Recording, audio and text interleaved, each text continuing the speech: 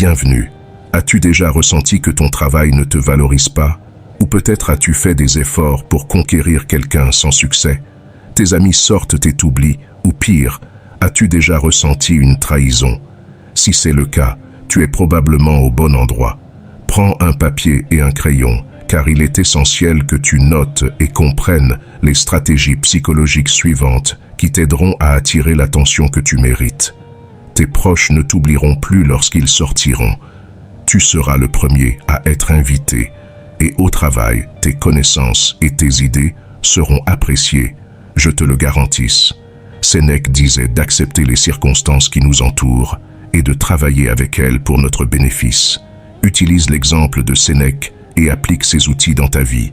Bien sûr, suis scrupuleusement les clés suivantes pour devenir la priorité de tous. Et reste jusqu'à la fin de la vidéo pour découvrir les stratégies et mon histoire personnelle de dépassement. Sans plus tarder, commençons avec la première stratégie psychologique. Lorsque quelqu'un craint de te perdre, il commence à réellement t'apprécier. Imagine être cette personne dont l'absence laisserait un vide énorme, impossible à combler pour les autres. Tu n'es pas seulement une option, tu es leur besoin le plus profond.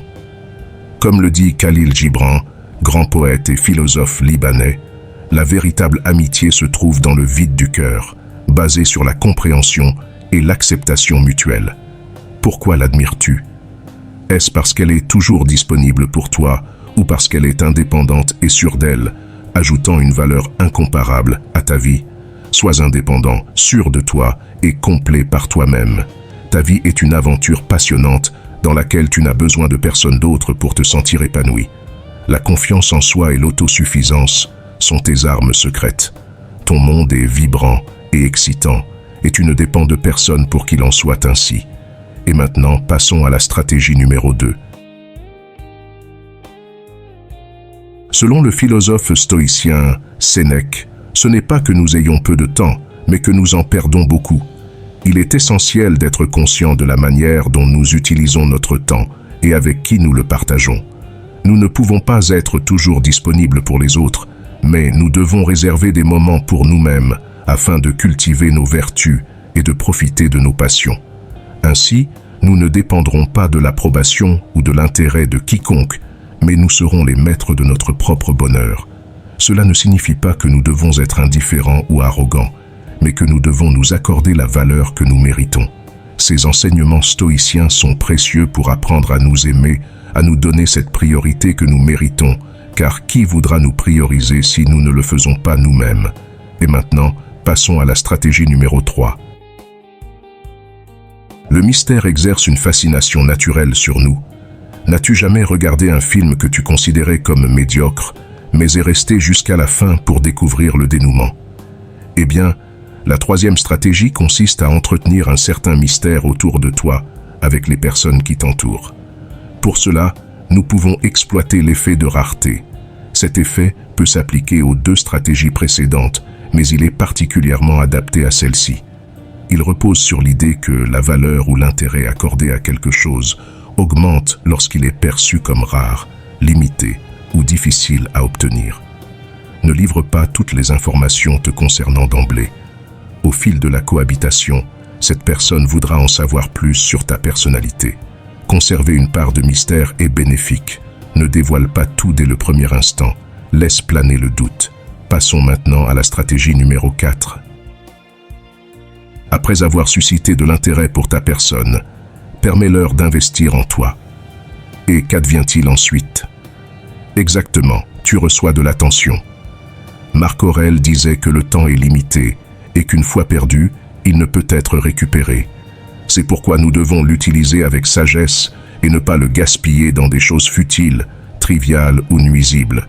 N'agis pas comme si tu avais 10 000 ans devant toi. Le destin plane sur toi pendant que tu vis, et tant que c'est en ton pouvoir, sois bon. Les philosophes stoïciens considéraient notre temps comme précieux, car il est une ressource limitée et non renouvelable. Selon eux, nous devons l'utiliser de manière sage et vertueuse, en évitant le gaspillage, la distraction et la procrastination. Et maintenant, passons à la stratégie numéro 4. Évite de te retrouver constamment dans une position où tu n'es pas une priorité pour les autres. En vérité, tu ne peux pas contrôler ce que quelqu'un ressent pour toi, mais tu peux contrôler ce que tu ressens pour toi-même. En t'entourant de personnes qui te valorisent vraiment, tu augmentes tes chances d'être vu comme une priorité. Ce pas nous rappelle que l'estime de soi commence avec toi-même. Naturellement, tu attires d'autres personnes qui reconnaissent et apprécient ta valeur. Pense à ceci. Tu sais combien tu vaux et n'accepte rien de moins que ce que tu mérites. Ne sacrifie pas ta bonheur et ton estime de soi pour quelqu'un qui ne prend pas soin de toi, ni ne te considère comme il le devrait. Comprends que toute relation saine, que ce soit romantique ou amicale, repose sur le respect et la considération mutuelle. Ne te contente pas de moins. Et maintenant, passons à la stratégie numéro 6. Les gens sont attirés par ce qu'ils ne peuvent pas avoir. Cette mentalité s'étend également aux relations. En ne faisant pas de quelqu'un le centre de ton univers, tu éveilles leur intérêt. Il s'agit de maintenir une certaine distance, leur permettant de désirer ta présence. Lorsque tu n'es pas désespéré pour leur attention, tu deviens plus intriguant avec le temps. Ce phénomène peut entraîner un changement de perception. Comment peux-tu y parvenir? Eh bien, que peut nous dire notre maître stoïcien, Marc Aurèle? L'indifférence est l'arme la plus puissante que possède le sage. Il ne se laisse pas emporter par les caprices du destin ou les passions des autres. Il sait que son bonheur dépend de lui-même et non de ce que pensent ou font les autres. C'est pourquoi il ne s'attache à personne ni ne recherche l'approbation de qui que ce soit. Et maintenant, passons à la stratégie numéro 7. Au fil du temps, la philosophie et la psychologie ont étudié le phénomène de la communication humaine sous différentes perspectives et approches.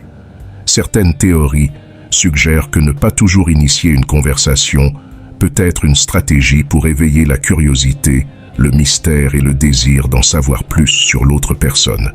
Cependant, cette tactique peut également avoir des effets négatifs, tels que générer de la distance, de la méfiance ou de l'indifférence.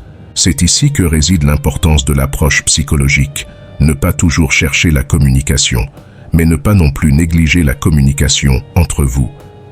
D'un point de vue psychologique, l'esprit humain est régi par un principe d'équilibre cognitif qui cherche à maintenir une cohérence entre les attitudes, les croyances et les comportements. Et maintenant, passons à la stratégie numéro 8. Être prêt à faire un pas en arrière signifie que nous nous respectons suffisamment pour ne pas accepter moins que ce que nous méritons et que nous nous respectons profondément. Imagine avoir la force et l'estime de soi nécessaires pour reconnaître immédiatement et sans hésitation qu'une relation n'est ni réciproque ni satisfaisante, puis couper les liens avec cette personne à qui tu accordais déjà de l'importance. Bien sûr, cela ne se fait pas sans d'abord définir des limites et des normes claires sur la manière dont tu t'attends à être traité dans n'importe quelle relation. Si quelqu'un ne respecte pas ces normes de manière cohérente, tu es prêt à le laisser partir, peu importe l'intensité de tes sentiments. Laisser partir ne signifie pas manquer de compassion, mais plutôt pratiquer l'autopréservation. En le laissant partir, tu crées également un environnement où l'autre personne peut prendre conscience de la gravité de la situation.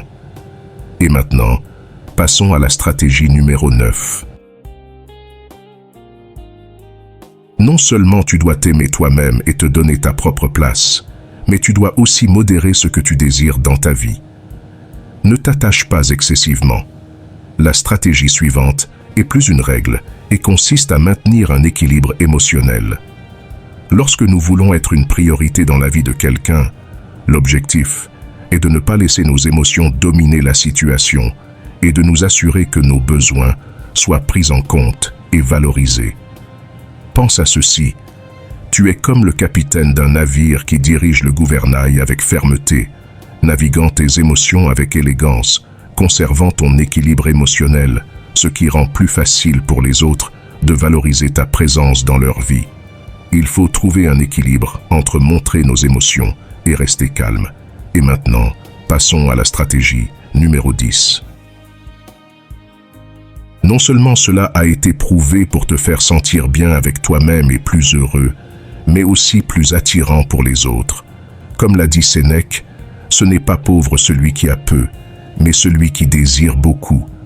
La générosité est une qualité qui implique de donner sans rien attendre en retour, de partager ce que l'on a avec les autres et d'aider ceux qui en ont besoin.